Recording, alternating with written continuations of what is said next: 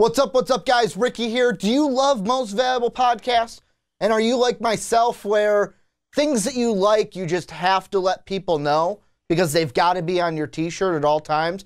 If you do, you're in luck because we got Most Valuable Podcast t-shirts. You've probably seen myself, Dave, Mark, Sean, Brandon. You might have seen us wearing these t-shirts in videos. The good thing is now you can get your hands on one too. How do you do so? First off, send us an email, mostvaluablepodcast@gmail.com. Give us your name, your size, your address. We will then send you an invoice through Square. That's how you'll pay for it, $22 per shirt. And then after we get the money, we will send you a great Most Valuable Podcast t-shirt for you to wear so you can tell everybody that you love listening to Most Valuable Podcast. So go check it out. The directions are also in the description. What are you waiting for? We got the shirts just for you. This podcast is brought to you by Most Valuable Podcasts, leading the league in podcasting entertainment.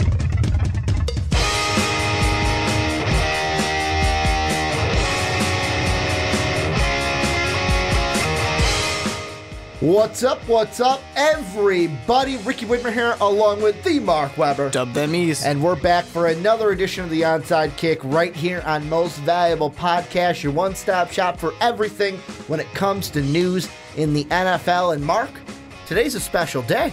Today is Mock Draft 2.0 day. That's right. Me and Mark have our 2.0 mock draft. We're going to take you through all the picks. If you're on YouTube, they're split up for you. If you're on Blog Talk Radio or you're listening to this on a podcast service around the world, then you get it all in one big podcast. But before we get started, a little housekeeping at the beginning. Number one, you want to support Most Valuable Podcast. How you do so? Most Valuable Podcast, patreon.com/Most Valuable Podcast. That link in the description. Just a way for you to help support us so that we can keep doing what we love doing for you guys. We also have MVP shirts. If you want your very own MVP shirt, I know I don't have it on, but every time I put it where the logo would be, all that is down below in the description as well. $22 a pop, and that is including shipping. Then last but not least, first check out the website, mostvaluablepodcast.com. But then if you're on iTunes or you have an iTunes, please go ahead and give the Onside Kick a 5-star rating on iTunes. For Mark and I, it would mean the world to us. However, Mark, let's get into it. We got our mock draft, and I was just looking at our spreadsheet here that has our picks, and you had a special message that the Browns are poop. The Browns are poop. I'm like, first I'm looking at it like, okay, is Mark trying to tell me something?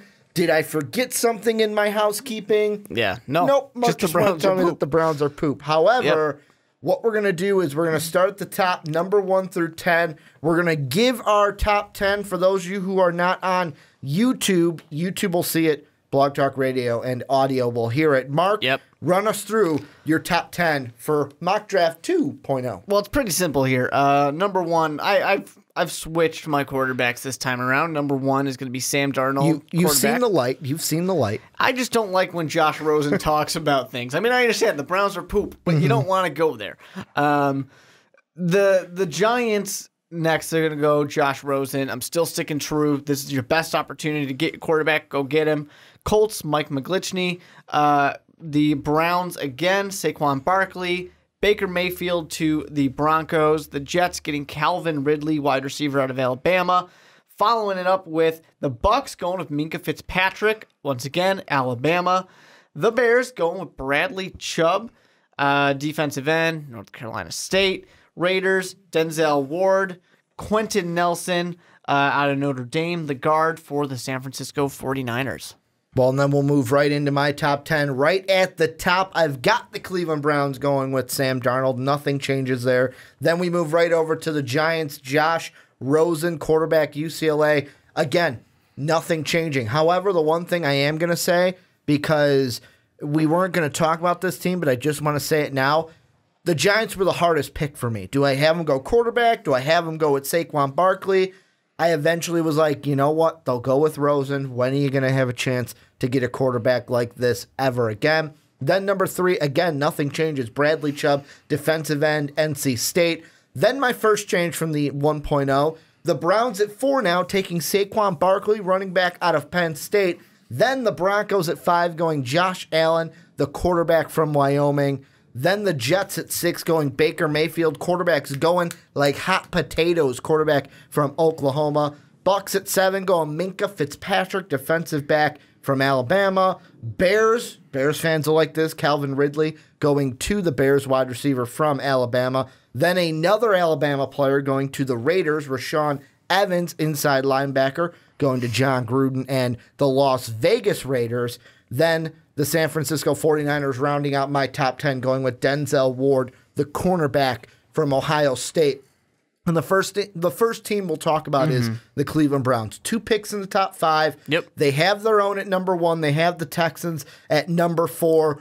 No question they're going to go quarterback at number 1, but the only debate I had at 4 is when we did our Browns video way back when of who they can take at number 1, there were a lot of commenters there was either 2 camps. Take a quarterback number 1 and then Minka Fitzpatrick at the second pick, or take a quarterback number 1 and then take Saquon Barkley with the 4th overall pick. Both you and I selected Saquon Barkley only because I've been on the train of get Isaiah Crowell out of town. You don't need him. You can take Saquon. What about the other side? Like, did you think for a second to maybe take Fitzpatrick at the 4th spot? Honestly, not really. I mean, so much of what has been awful in Cleveland has been this offense. When they were, better days, which weren't that long ago, they actually had a pretty decent defense. The problem they have right now, too, is the fact that their coach, I don't think anyone truly believes he can get anything offensively going. He's still there, unfortunately, but you get a high-powered quarterback, you get a high-powered running back, you're forced to have something start up, right? Something has to get going. And this way, too, you can't just completely say, well, they've got the running back, stack the box. If you have a good quarterback as well, you're going to have to balance some things out. Let's, take a look at Dallas when you had 2 rookies. You have Dak Prescott, you've got Zeke Elliott. You can do this combination. You can't, you don't have to be scared that these 2 rookies and, they're not going to be able to handle the pressure or anything like that. They'll be okay. I do think that Fitzpatrick would be a great option, but if I'm the Browns, I want some damn firepower. That's all it is right now for me. Well, and the thing that I think of is I like the comparison with the 2 rookie thing. The only difference is, and I know this isn't a big difference, however, it is a difference. I feel like that Cowboy offensive line, when Deacon Zach came in, were much better. Like, this offensive line for the Browns isn't like strip it down, it's nothing. Obviously, when they do get the players that were injured back, like I believe Joe Thomas would be coming back for the offensive line, it's going to be stronger. However, great point, linking quarterback, running back there, because the thing with Dak Prescott was, and I know this isn't like a great comparison of like Sam Darnold is not Dak Prescott. However, it didn't matter what wide receiver he was throwing to. It didn't matter if it was Terrence Williams, if it was Bailey out there, if it was Beasley, if it was Dez Bryant. He's going to throw it to whoever's open. And I feel like if the Browns can do that, no matter who your quarterback is, just not DeShone Kizer, then you can be in good shape. And we did see some good things from Josh Gordon when he came back at the end of last season. The one thing I'm only going to ask this because if a quarterback is available, let's say Giants go non-quarterback, Colts go non-quarterback, and neither of them can make a trade. If you're the Browns, do you move out yet again? Do you move out yet again if you're the only team in the top 3 to have taken a quarterback? I think the thing that would scare me is when we were trusting the process in Cleveland. It's only a Philly thing. Only Philadelphia can do that. You got fired. When you trusted the process got you fired. So did Sam Hinkie. It's okay. You don't want to mess with this again. You just go, you know what, that whole process thing, and sure, it was nice, but let's go do something else. Trust the process is a great idea, but Cleveland, you get chudded in Cleveland if you're not careful. So hashtag TTP. Trust the process. It's an issue. You don't have time. That is not a luxury that you have in Cleveland. You don't sign a 10-year deal like Gruden. I'm not going to trade back. I'm going to say enough of it. we're getting who we want. We're doing it right now. And the reason why I asked that is the prime spot for me. So I mentioned the Giants earlier, and if you want to hear our discussion, yet again, we talked about it before, of should the Giants trade out of that number 2 pick? They could. They could trade that pick. Or if they keep it, like I said, they can go Josh Rosen. They could go Saquon Barkley. They don't necessarily have to go with quarterback at number 2. For me, because of that, that could make the Colts pick on draft day, could make it so valuable of a tradable asset. Because depending on what the Giants do, and I know that the Giants could decide to trade the pick before the draft, a la what we saw with Goff and Wentz just 2 years ago. However, let's say the Giants go with the Saquon Barkley. They go against what you and I say, and they don't go quarterback. Then what the Colts could do is they could basically bargain, John Lynch style, bargain with the Broncos and the Jets to basically have a mini bidding war saying, who do you want to take? More so with me, if I'm the Colts in that situation, I'd want to trade with the Broncos, because then the Browns wouldn't go with Bradley Chubb. They would take someone else, and then you could possibly get Bradley Chubb at 5 while getting assets from a Denver because they wanted a quarterback. Yeah, I mean, I think you'd have to go ahead and call John Elway and say, hey, got the Jets on the phone. Mm-hmm. They're interested in trading up. You want to do it first? You know, just try and play them against each other for sure. I think it'd be a good idea. But I think there's also, I don't know, there's a lot of good value. There's a lot of things that they need in Indianapolis right now. Mm-hmm. So you're definitely not lost just making your pick at number 3. Well, and that's the thing with me. We're on draft day, and this is why the top 6 to me, why I have, like you mentioned to me before we recorded, you're like, wow, you have 4 quarterbacks in the top 6. That's usually what you see in mock draft number 1. Yeah, Browns, Giants, Broncos, Jets. And my reasoning there is number 1, number 2 don't change. Darnold, I like at number 1. He's got more potential. Rosen's got your ceiling. Also, because of what Rosen said about Cleveland, I wouldn't draft him. I don't want that cancer anywhere near my team. If you don't want to play for me, that's fine. It's not like it's Rosen or bust here. It's Rosen, and then, there's Sam Darnold, who's also a quality number 1 pick that you could take. Yeah. Outside of that, the Broncos, I mean, the reason why I had them go with Josh Allen at this point is because, I mean, of course you're going to scout all the quarterbacks, and the Broncos are probably going to talk to all of them at the Combine and at Pro Days. However, when John Elway goes to your bowl game and you play pretty well, I got to think that you're really high on John Elway's board. And if if Rosen and Darnold are off the board, then Allen would probably be, in my mind, the number 1 quarterback on the Broncos draft board. And then the Jets, I just think, you know what, you got to take it. Like, if a guy like Baker Mayfield's there, you got to take a quarterback. You're always going to be here because you don't have the quarterback right now. Take a stab at a quarterback, try to get that guy in your locker room. And the interesting thing, and I'm almost starting to believe that John Elway's obvious interest in Josh Allen might be a smokescreen. You think so? Yeah, I think it might, only to kind of reaffirm a team like the Jets or the Redskins, who knows, even the Cardinals, that don't worry, we want a guy you probably have lower on your draft board.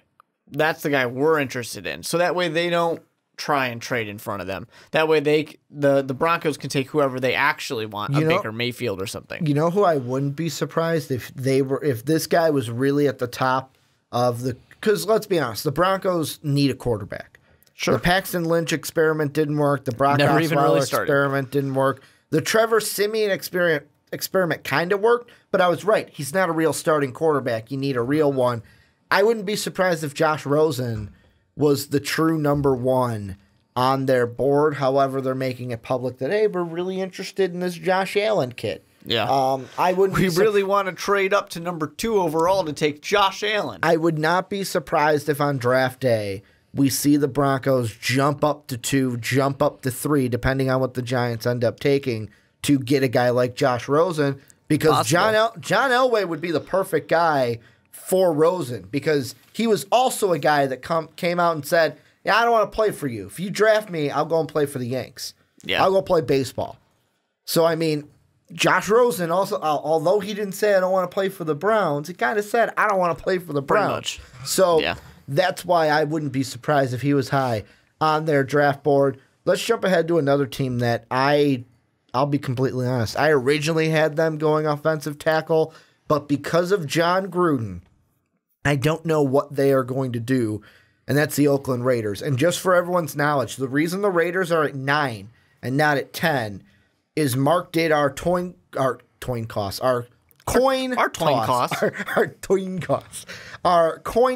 yesterday.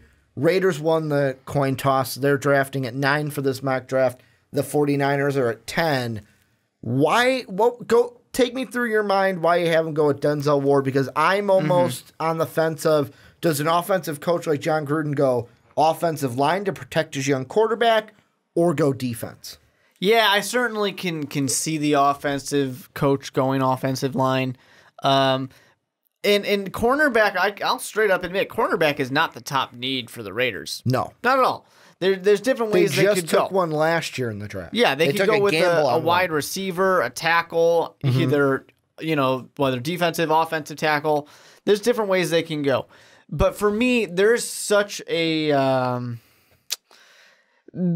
every single spot, essentially, in this Oakland Raiders defense needs more. Nothing is... I wouldn't say anything is terrible on the defensive side of the ball for the Raiders, but everything needs an upgrade or everything needs better. And sure, you could go with a linebacker. Sure, you could go with a defensive tackle. But when I'm looking at the board here, if you're not gonna, and I know he's not a tackle, but if you're not gonna get like a Bradley Chubb to really make that impact, Daron Payne is probably the next best defensive lineman, and that's a little bit of a reach for me. You could go with some offensive line help, but my top tackle is off the board. My next one's going to be Connor Williams, and I know you're not a fan of Connor Williams. You're scared of him. It's not that I'm not a fan, because I believe, compared to my 1.0, I believe he's going to be creeping up on mine a bit. Nah, he's actually falling on mine. That's besides the point. But it's not anything to do with his injury anymore. The reason why I don't have a Connor Williams, because I'll be honest, the original offensive tackle I had here was Orlando Brown. I know that this is going to sound like an overreaction, but since seeing him in that Rose Bowl game and seeing him and the rest of the season since our first mock draft, he is the offensive tackle that I would take first off the board.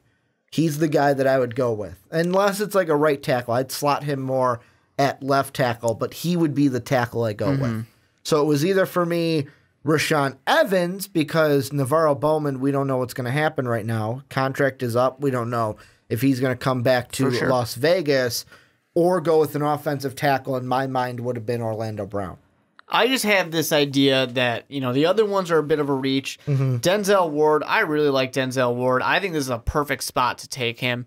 You're not reaching. You're not necessarily getting a steal, I guess. It's not like he fell all the way out of the top 5 or something like that. I think this is right where he belongs, right in that 10 type of area. The pick just makes sense for me. It is a need. It's not a huge pressing need, but it's there. So go for it. Go take it. And at the very least, you got somebody who can shut down part of the field, who can give you the ball back for your young quarterback. And I mean, I'm looking right now. Apparently, NFL.com disagrees with you. You say it's not a pressing need. They say right here in an article that, and I quote, the Raiders have to make cornerback their top priority. I'm surprised with top priority. That's what it says, top priority. I'm a little surprised by that. Unless there's something I'm just not thinking about that would make it top. I would say it's probably, need number 3. Yeah, I would go with, for me... No, I'll bump it up to 2, but not top. The only reason why for the Raiders I would say offensive tackle is the top need is because Gruden comes in. Gruden comes in, you gotta do something for Derek Carr. Sure. And you gotta protect him. They're gonna throw the ball a lot. Yeah. And that's the thing, where it's like, if they were, let's say, in the top 5... then I would be debating a Saquon Barkley here. Because, Marshawn Lynch getting older. Marshawn Lynch wasn't even That's an experiment that breakout didn't work. this year. Like, it was one of those where it's like, hey, he got the same numbers, similar numbers to the guy you let, thank God, by the way, you let him go to Minnesota, Latavius Murray.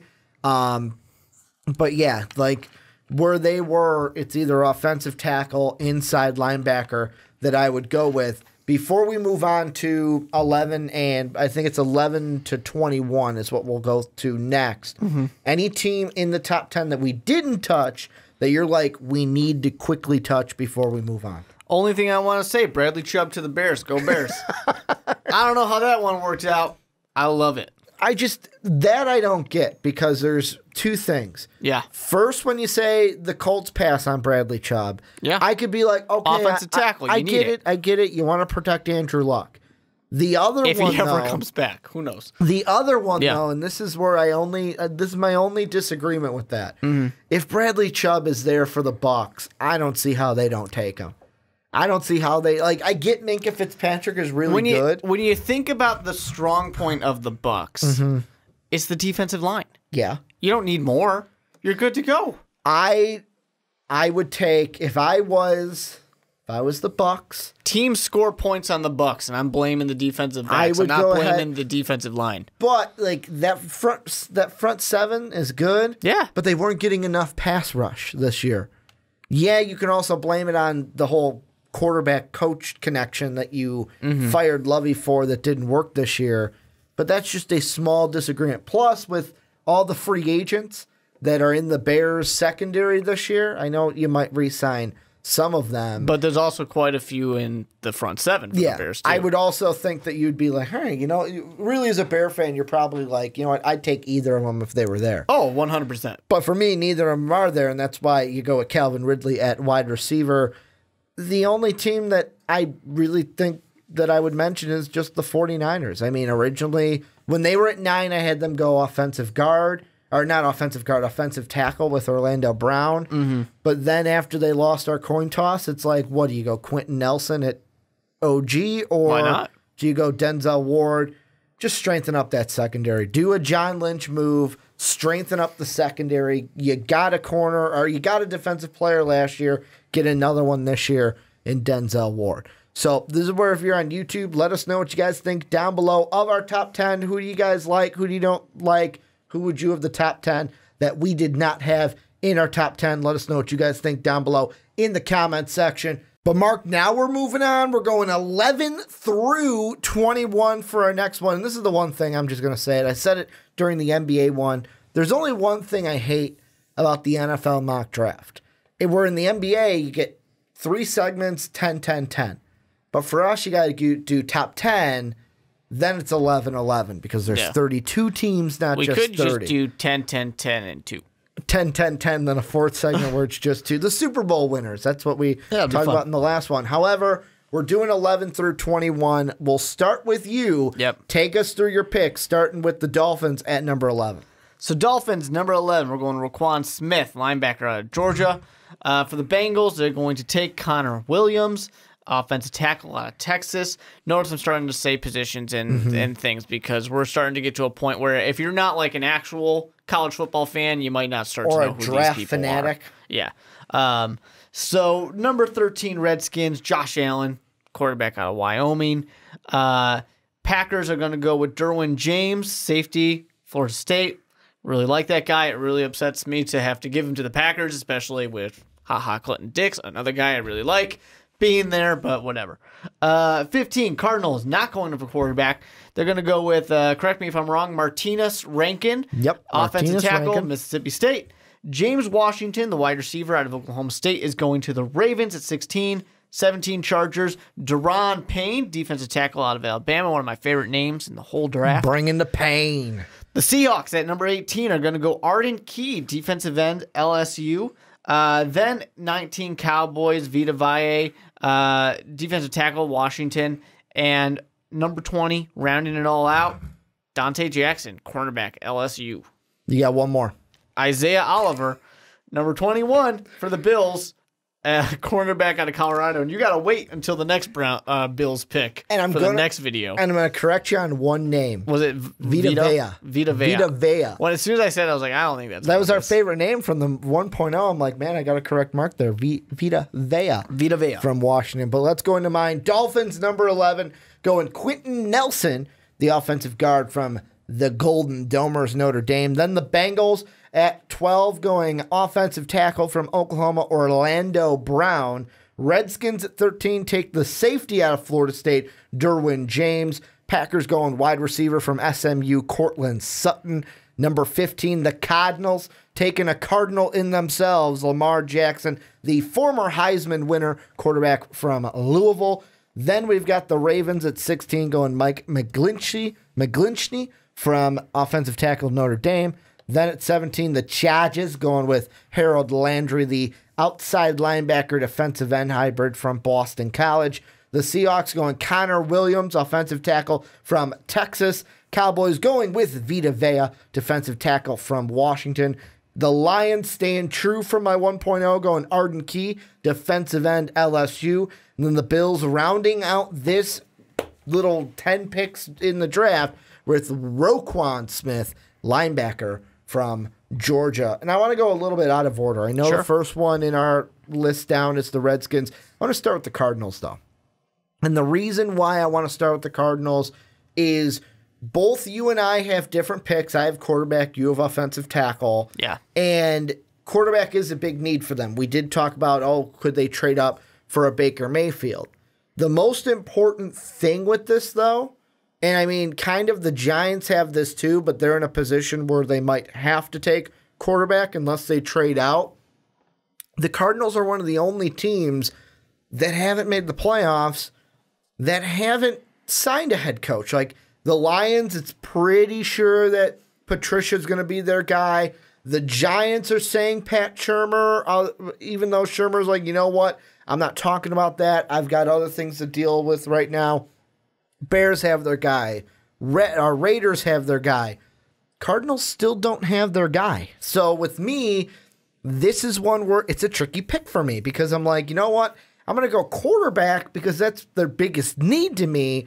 But based on what coach they bring in there, they could end up not going quarterback at 15th overall. Yeah, I kind of feel like the Cardinals won't go quarterback. I think when they get their head coach, I think Arizona is one of those prime destinations for one of these free agent quarterbacks coming out.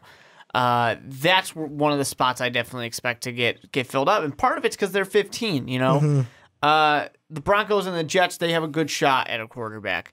The Redskins at 13 have a better chance of trading up. Not a great one, but still they'll be able to potentially, like I have them at Josh Allen, they'll potentially be able to get a guy. And they still have the potential of re-signing Kirk Cousins or franchise tagging him still. Which we're going to get to them in a second. So for me, I'm looking at the Cardinals and I'm like, I feel like they're just going to miss it. And if I'm sitting there 15 and Lamar Jackson is my option, I'm going, yeah, no, we're going to pass. We're going to go any direction else. And you got to go for the spot. If you're not going to get your quarterback, at least get something to support them. Offensive line is the best way to go with that. Originally, in my head, I thought how it was going to play out was that Coach Shurmur was going to go to the Cardinals because I thought that was the best. And it had nothing to do with like, inklings here and there.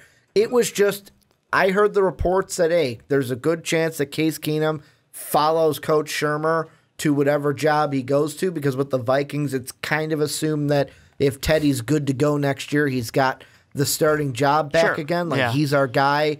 Case is just, even though he's doing a phenomenal job right now, he's just the placeholder. I was for sure that Shermer's going to be the guy. Keenum's going to follow him. Then you can either not draft quarterback and do that in the second round or later, or go with the quarterback in the first, someone like Lamar Jackson that you can have develop behind a Case Keenum and be that second quarterback. The only reason why I have them going Lamar Jackson and not, I almost had them going Mason Rudolph, who's the next quarterback on my list. Although right now I have Lamar Jackson just higher than Mason Rudolph because I said this on the Primetime podcast, I absolutely hate the people right now that are like, yeah, he's a wide receiver. That's a slap. And I said it then, it's a slap in the face to Lamar Jackson. Like, he is a quarterback. Now, do I think he's going to be a starting quarterback year one? No. I could see him doing the Tyrod Taylor route of, I'm with a team for 4 years. That next team I sign that contract with is who I get my big shot with, and that's where I get my starting job. However, the Cardinals, just one of those picks where I put him at quarterback right now, but I'm not quite sure if that's going to be the pick for 3.0 and beyond. You mentioned the Redskins. First off, before we even mention anything about a pick, what's your gut feeling? What do they do with Kirk Cousins? Like, because that's playing into what they do at 13, or if they trade up. I think Cousins is done in Washington. I mean, you don't think he gets franchise tagged? It's or a really tagged and expensive traded? tag. It's a really expensive tag, and I don't think they'll try. It's like 34, 35 mil, I think. I don't think they'll do a tag and trade, because what other team is going to say, yeah, sure, 34, 35 million, I'll take that. Whatever the number might be. I think he wants to get on the open market, and I think he will become probably the highest paid quarterback when he does so. If I guess Jimmy Garoppolo doesn't become the highest paid quarterback, who knows what's going to happen there. True. But I certainly think that his time in Washington is done. If they wanted something to happen, I think they would have made this deal happen already. I'm looking right now to see if I can find the exact number. Yeah, so it would be if they tagged him for a third year this upcoming year, that tag would be $34 million. Because what it says here on 247 Sports is it's inconceivable that the Redskins front office would guarantee Cousins $34 million instead of using the transitional tag. But then again, this is Bruce Allen we're talking about. So they can use the traditional tag, hit him with $34 million, that's what he's getting, or they can hit him with a transitional tag, which would help in trading him, which Kirk Cousins, too, that plays off of something that we talked about in the first segment. Let's say he goes free agency, he goes to a Broncos, then they're not drafting quarterback, I believe, in the top 5. So that's the thing. That's the only thing. I hate the first mock. I love the first mock draft because you just love putting pen to paper. Yeah, sure. You love putting pen to paper. The second mock draft, I hate. The only reason why I hate is where we are in the year. We're at the end of the year. We're getting ready for the Senior Bowl. And it's kind of like we're in that season where it's like, I wish most coaches would be finalized by now, that most jobs would be finalized. Last year, I think most jobs were finalized sooner rather than later. I think that most of the jobs are just waiting for the coaches that they want. Last year was boom, boom, boom, boom, boom, what we're going to do to get our guy. But that's the only thing, because there's so many things that are going to play into. I don't think the Redskins trade up, but I don't think, like where I am right now, if four quarterbacks, go in the top 6, I don't think the Redskins are going to go quarterback at all. No, even if they have, how would they do it? If they have Kirk Cousins or not, I don't think they'd take a Mason Rudolph or Lamar Jackson at 13. No, that'd be a joke. I think Josh Allen's a good fit there. Is he going to be a day one starter? He might have to if in Kirk Washington. Cousins is gone. And that would be an interesting one for sure, because that's going to be a dangerous situation for him to be a day one starter. But yeah, to me, he's 4th best quarterback, and there it is. It's quarterback. They need quarterback. There you go. I could see, if he doesn't go to the Redskins, I could see him going to the Cardinals if the Cardinals don't get their free agent quarterback, but I think they're a more safe bet to get it. Let me hit you with the other team that we're going to talk about. The last, but I'm going to throw a 4th one, surprise one in here at the end of this segment. The Seahawks. I had them go offensive tackle. I'm staying pat. I think offensive tackle is still the main position that they go for. This time you had them going with Arden Key, going with the pass rusher. What was going through your mind for the Seahawks? Because the interesting thing about the Seahawks that changed since our first mock draft, everyone except for basically Pete Carroll just clean house. Yeah. Darrell Bevels ain't there anymore. Everyone seemed to be, there's the door. To me, it came down to a couple things. One, Arden Key, in my eyes, this was a fall. He fell quite a bit from from where I think he could have gone. And Seahawks being a great defensive-minded team, this is a team who I think whoever they're coming in now to get as a defensive coordinator, that's going to be someone whose job essentially is bringing back the Legion of Boom. Bringing back that aggressive swagger type of defense that you're going to see out there. And I think Arden Key is a great player to do that. They could go with the offensive line help because we all know they need help desperately at offensive line. But to me, where I'm at, most of the best offensive linemen are off the board at this point. And you have a great, solid defensive end who is sitting there, still there. Go grab them and make it happen. Bring it back. And you do have, personally on yours, you do have a ton of, like, Rankin is off the board. He's still on the board in mine. Williams is off the board on yours. He's still on the board on mine. And then I believe, is Orlando Brown still on the board with yours? He's still on the board. Orlando Brown. So Orlando Brown is still there. However, still going with Arden Key. I just think that, like, Connor Williams, this is the spot for him. Fits into that tackle spot that they need. However, the thing that could be interesting, I think, with the Seahawks is if they have a philosophy shift because of these coaches kind of getting the door for their system. Because arguably, and this is going off NFL.com, their top 3 needs that they list: offensive tackle number 1, cornerback number 2, and then offensive guard number 3. And the reason why they list cornerback, which I find interesting, is the fact that Richard Sherman injured this year. I think it was a torn Achilles, which kept him out most of the season, like half the season. Could they even go something that neither you nor I went with? Could you see the Seahawks going with a cornerback at 18? I could, and I had them do it in the first mock draft that we did. I definitely think it's an option. I think, honestly, you had him go with Josh Jackson out of Iowa. I think that pretty much anything is an option defensive side of the ball for the Seahawks. A lot of people are going to assume they won't do it. A lot of people are going to assume that it is offensive tackle, but I think it's a good it's a team that could very well surprise you. They're going to think, hey, Russell Wilson, he gets it done on his own. He doesn't need an offensive line. He's doing okay. We were best when we had a great defense. Let's go and get that again. One team I'm going to throw out there as a surprise before I give any team you think we should hit that we haven't.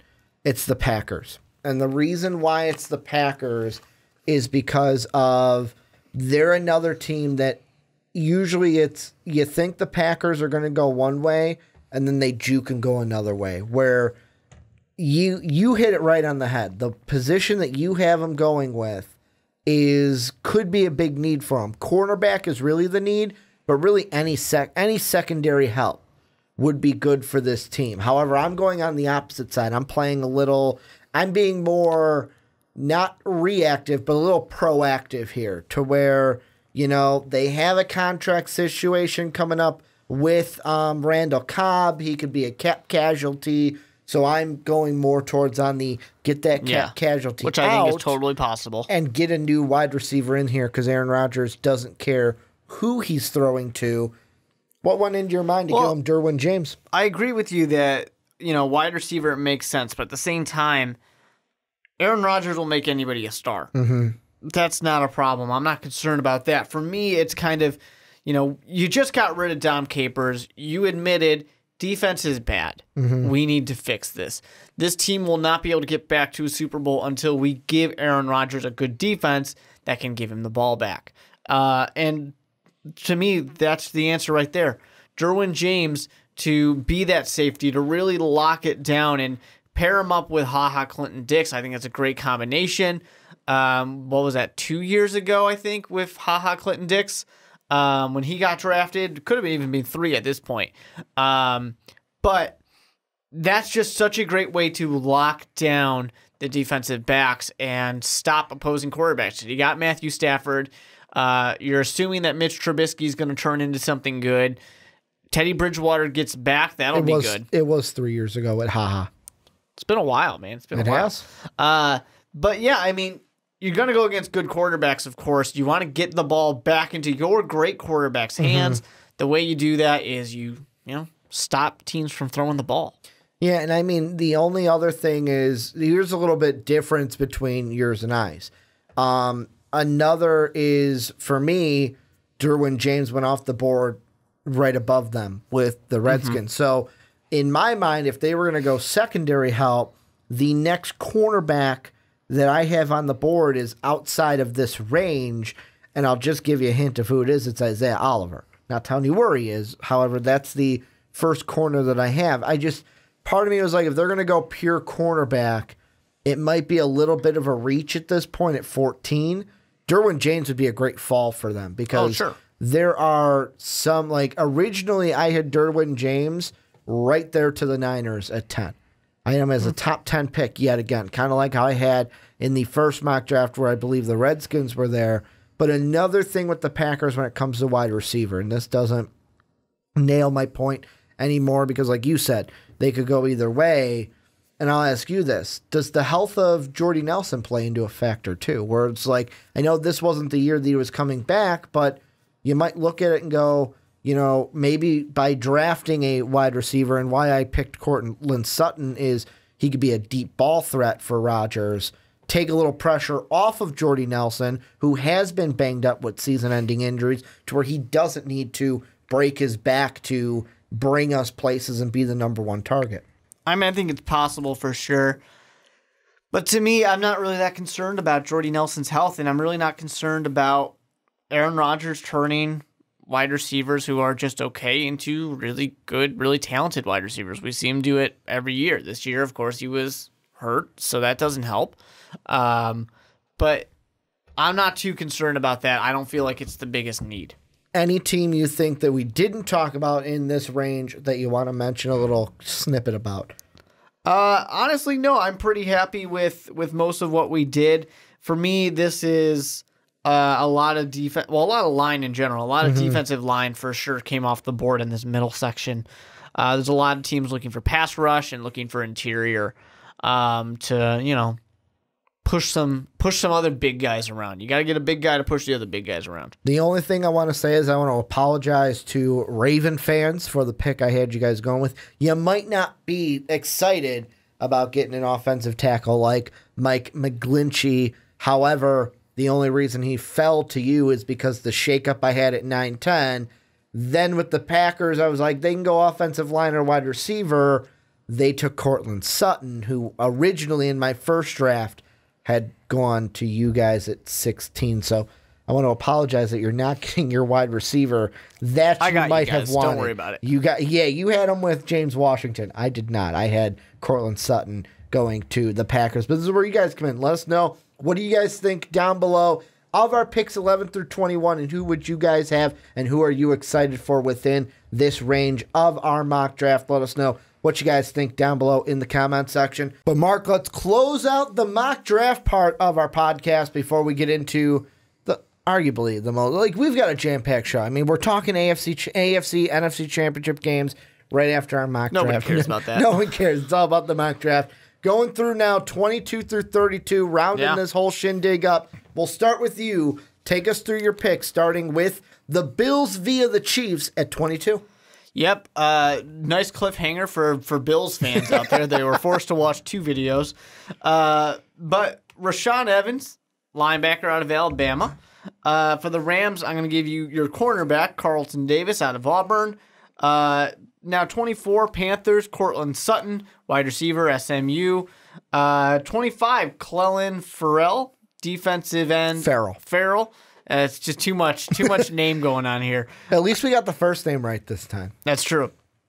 Then, of course, another one from Clemson, 26, Christian Wilkins, defensive line.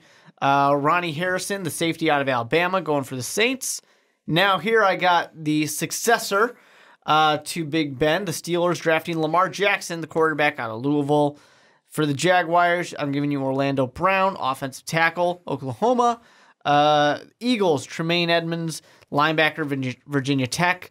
And 31, friend of the podcast, Mo Hurst, going to the New England Patriots, defensive lineman out of Michigan. And this one, I'm not sure if you'll be that happy about this one, but I think it's a good pick.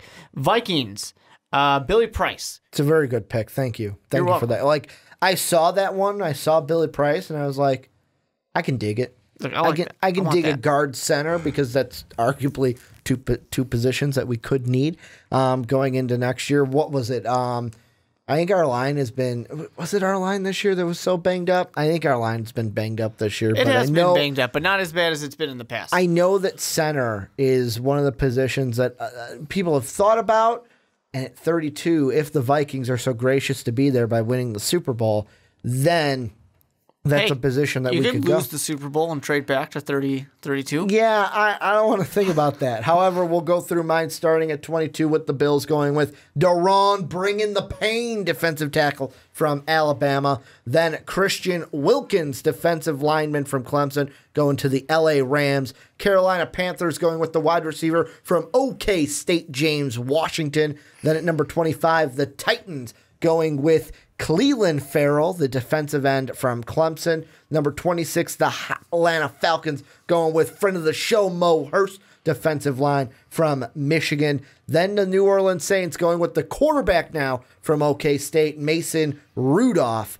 Then the Steelers going Tremaine Edmonds, inside linebacker, Virginia Tech. Jaguars go wide receiver from Texas A&M, Christian Kirk. The Eagles go with Matthias Rankin, offensive tackle from Mississippi State. The Patriots at 31 go Isaiah Oliver, cornerback from Colorado. And my Minnesota Vikings, hopefully they're picking at 32 because they won the Super Bowl in their home stadium, go with Chukwumba Okafor. That was one where I'm like, crap, we didn't prep that one. Chukwumba Okafor, offensive tackle, Western Michigan University. So, first team I want to mention. Cool. Carolina Panthers. Claw up. We both have them going wide receiver. This is the interesting part. I have my number one wide receiver off the board is Sutton. Yours was Washington. Our second wide receiver, both going to the Panthers. I'm Washington. You're Sutton. Yeah. Well, Calvin Ridley already happened. I'm saying besides those. Calvin Ridley is arguably he's consensus number one. I'm talking about after Calvin Ridley. What was going through your mind, wide receiver for the Panthers? You're probably thinking the same thing. Yeah, I mean, deep threat is really what you're going to get out of either one of these guys. Cam Newton really needs someone he can throw the ball to. He needs someone more than Devin Funchess. Yeah.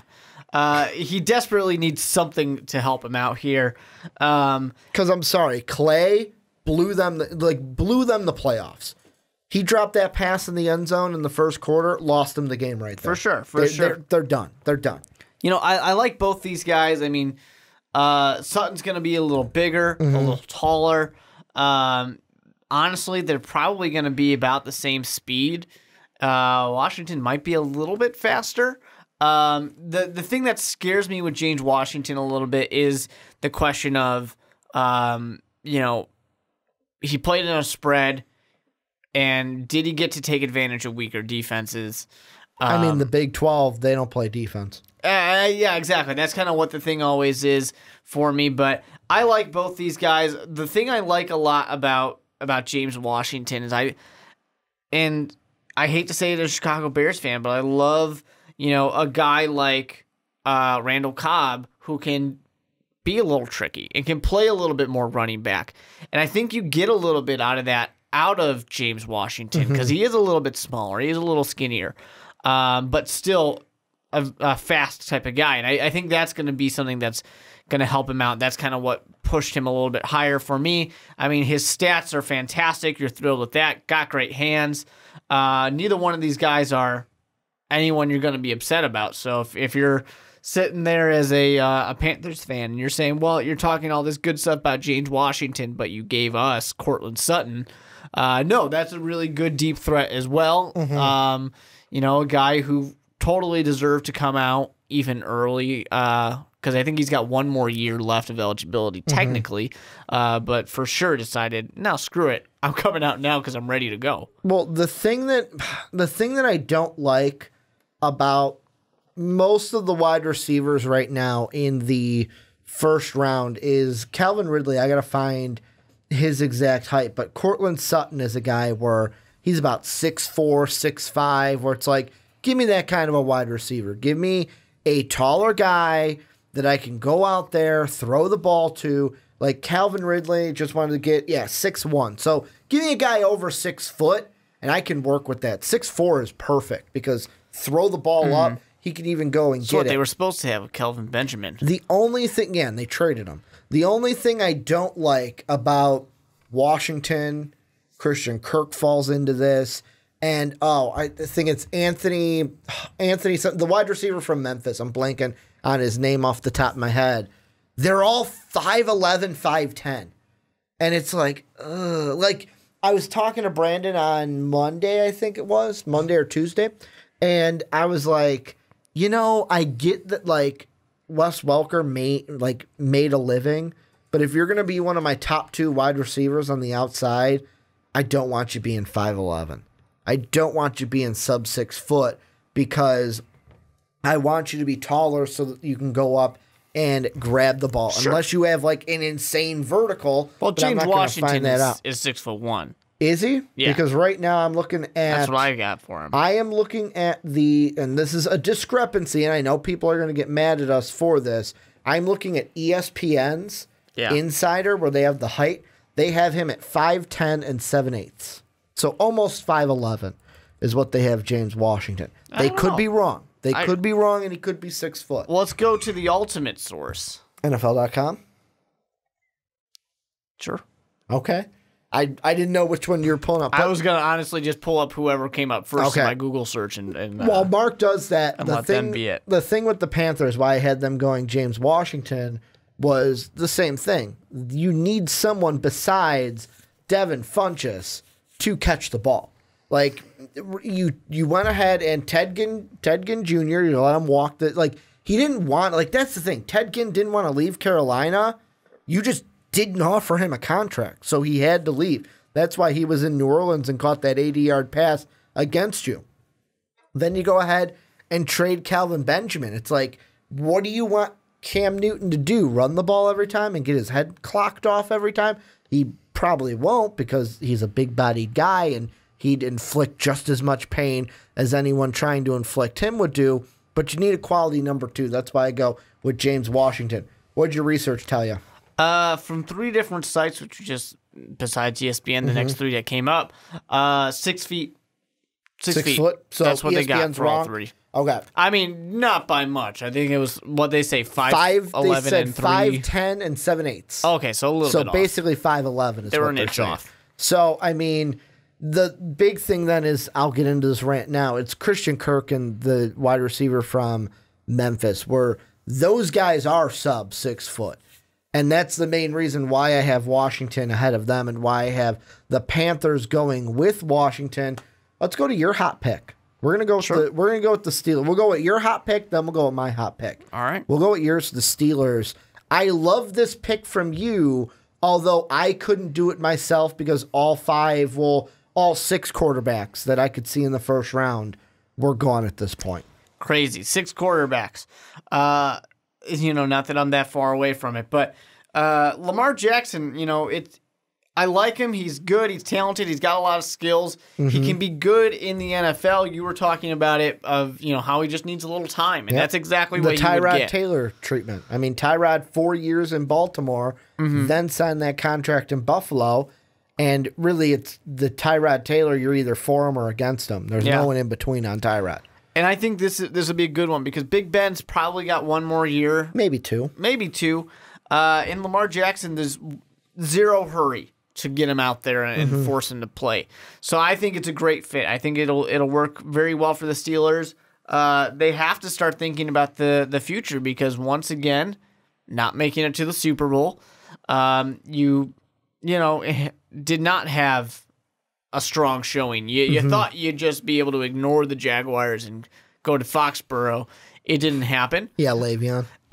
It's going to be great having 2 rematches, right? With the Jaguars and the couch. Exactly. It's time to think about the future. Even though Big Ben will be back next year, it's time to think about what it's going to be like without him. Well, and that's like with me with the Steelers. Like, part of me was like, if Lamar Jackson was there, I think in my first mock, I did have them go with Lamar Jackson just like yourself. Yeah, I had them the very last pick of our first mock draft go with Lamar Jackson. So I saw you make that pick, and I was like, I'm right for you. It's funny, though, that you and I flipped from the first mock draft because in number 1, I had Lamar Jackson to the Steelers. You had Roquan Smith to the Steelers. Now we flipped. You've gone quarterback. I've gone Tremaine Edmonds. And the reason why I'm going with Edmonds to the Steelers is because one of the biggest losses that your team had this season was Ryan Shazier. And prayers to Ryan Shazier. Hope he makes a full recovery. The signs are good right now. I believe he was at the Jacksonville game cheering on the Steelers from the press box. But the thing is, when you lost Ryan Shazier, your defense took a huge step back. You were missing something. You were missing a presence on the inside of that linebacking core. Definitely, yeah. You got to fill that. This team you've got the weapons. What you proved to me in that game against Jacksonville, besides being poorly coached, because I'm just saying it here, a guy like Bill Belichick doesn't let his team look past an opponent for that next one, or doesn't make it public. Sure. Like, if you're looking past a team, don't give them bulletin board. We say it all the time. Don't give them bulletin board material. And that's exactly what they let the Jaguars have, is bulletin board material. Like, I was driving to the podcast tonight, and on ESPN radio here in Chicago, they mentioned that Calais Campbell was like, I don't care if it's 2-0 or 45-42. And that's what the score ended up being, was 45-42. My point is, besides being poorly coached, because I think Mike Tomlin should be gone, you need an inside presence. You need to help that defense out, because the offense in that game proved to me that you can put up 42 points against the Jacksonville team. You have no problem scoring with the killer bees. You need to shore up that defense and fix a hole that you had lost due to an injury to Ryan Shazier. So that's why I go with Edmonds over a quarterback, besides all the quarterbacks being off. Now let's go to the flip side, the team right above them in the Saints. I'm right alongside with you. You know how you had Lamar Jackson going to the Steelers because of the whole successor thing? I think that the Saints could go Mason Rudolph at 27 to basically say we are drafting Drew Brees' successor right here in the first round. You know, the Saints were incredibly close to playing this week. They should have. For a conference game. Let's be honest. They probably should have been playing. The game should have been theirs, and it didn't work out. It's fate. I just want to say, though, I was... What did I say? I knew you were going to do it. I was right. You were going to do it. It was a dumb defensive mistake. And an inexperienced defense was going to mess up in the playoffs. And it was bad. And now they just... wrote the contract for Case Keenum. For his next team. It'll be I'm really excited to see how Minnesota handles the quarterback situation in the offseason. That's going to be very exciting. Especially if Case Keenum wins us a Super Bowl. They have zero interest in paying that man. But it's going to be exciting to see. For me, it kind of just goes to one thing. The offense is doing great. The defense is a strength as well. 1 year older is going to be nice for them, but the other side is just continue to improve. And Ronnie, you're talking about the Saints now. For the Saints, okay. yeah. Ronnie I was like, Harrison, we're not still talking about the Vikings now. No, the Vikings defense sucks. Okay. Ronnie Harrison, I think, it's definitely a great pick. I mean, Alabama secondary, any Alabama defense, anything you're going to be thrilled with. But Alabama secondary. People were saying, like early in the year, we were saying, the defense ain't the same. Then in the playoff, they showed us that Alabama's defense is just fine. Alabama's defense is never going anywhere. It is here to stay for as long as Nick Saban is here to stay. But yeah, I mean, this might be a little bit of a reactionary or something like that, where you see that play and Marcus Williams made a mistake. Okay, Harrison, it's your job now. Have fun, buddy. But no, I mean, I definitely think that there's a lot of good things going on with the Saints. You could totally try and get the successor. I don't blame you for that, but just making that defense a tad bit tighter is pretty good. Pretty happy with that. The one thing with the Saints that I'm surprised with your pick, and maybe it's because of the talent here with the cornerbacks, I'm surprised that you had them go with a safety, because they have Von Bell, they have Marcus Williams, who besides that one play is not a bad player. He just made one stupid mistake. Well, he's dead to me now. Yeah, he's dead to you now. Arguably, the guy I would look to replace is Ken Crawley. Maybe Saints fans disagree with me, but yeah, some of those penalties, like in both games, Panthers and Vikings, he was a guy that loved to be in the middle of pass interference calls. I'm sure he didn't love it, but he was in the middle of a ton of pass interference calls. So to me, that's the only surprise that I had. On my side, like I said, like, is this the year that the Saints go, we are going to draft Drew Brees' successor? Because Drew Brees showed us something in the playoffs. I'm not done. I am not done. I can play just as long as Tom Brady. And if it wasn't for my young rookie defense, I would have been going to another NFC Championship game. And let's be honest, a Super Bowl. Yeah, a Super Bowl, because Philly's not going to win. However, like, you give them the wide receivers. Michael Thomas is the number 1. Ted Ginn was a great addition. Yeah. Willie Snead, great at number 3. The running backs, this team's going to be great offensively. Both Kamara and Ingram as a 1-2 punch. It's either, to me, defense or drafting the successor for Drew Brees. I almost said Mark Ingram. For Drew Brees with the Saints. Any team in this last 22 through 32 that you think we didn't hit that you think we should hit? I think potentially the Jaguars were sitting there hoping that Lamar Jackson fell just one more. Really? So they could. The Jaguars don't want anything to do with Blake Bortles. Really? I know everyone is sitting there watching him against the Steelers, and they're like, "Oh, Blake Bortles, nice." No, fuck Blake Bortles. Did you watch his season? He was fucking terrible this season. He was bad, Ricky. Don't really about Blake Bortles. He was bad. I'm only asking because I'm actually going to try to find it.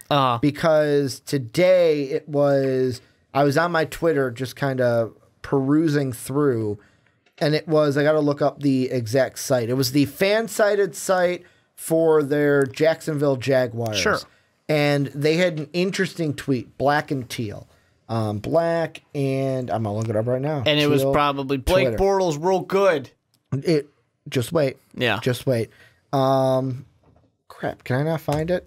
I should have had this pulled up probably beforehand. You didn't know I was gonna bring up Blake Bortles? I did not know you were gonna bring it up. But basically what it was a picture. Mm-hmm. And it just said it basically had like Blake Bortles won't win the starter job. Okay, he won't lead him to the playoffs. Okay, he won't do this, he won't do that. And like it's right here. Let's be honest. Here's what it is. So here's what it's got. Here's what it reads. It's a picture that says Bortles won't win the starting QB job.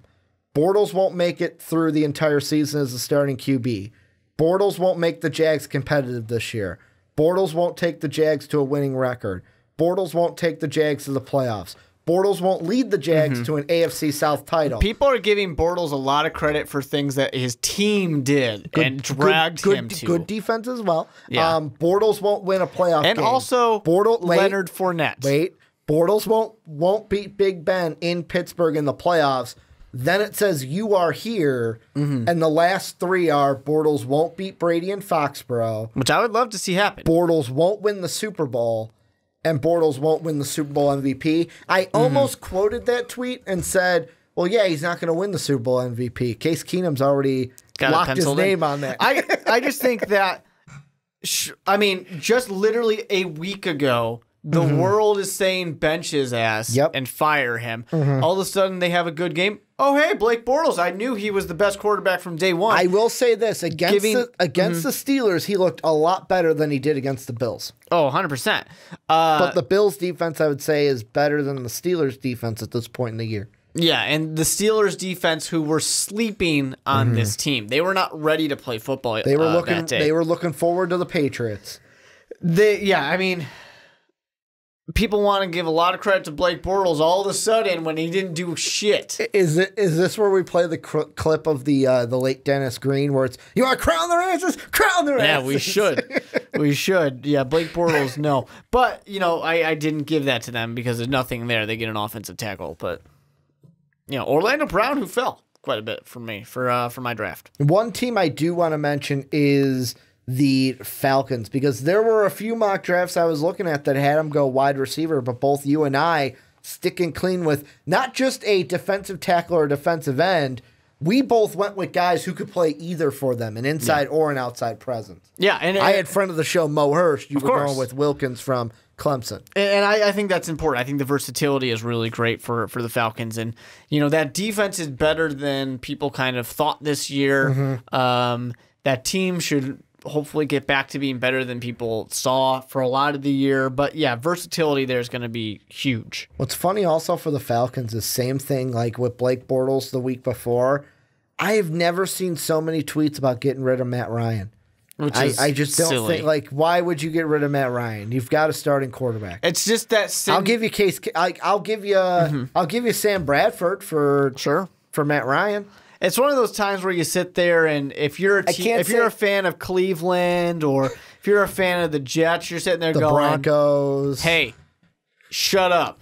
I would take him. Maybe even the Giants. He's better than what we got right now. I'd take him." Maybe the Redskins, they would also be like, hey, I'd take Matt Ryan. At least Matt Ryan's under contract. I'd say there's at least 20 teams out there that are saying, Matt Ryan? Yeah, we'll take him. Well, this is where you guys come in. Let us know what you guys think down below about our picks from 22 to 32. And if your favorite team falls in here, who would you be taking for your favorite team in the NFL draft?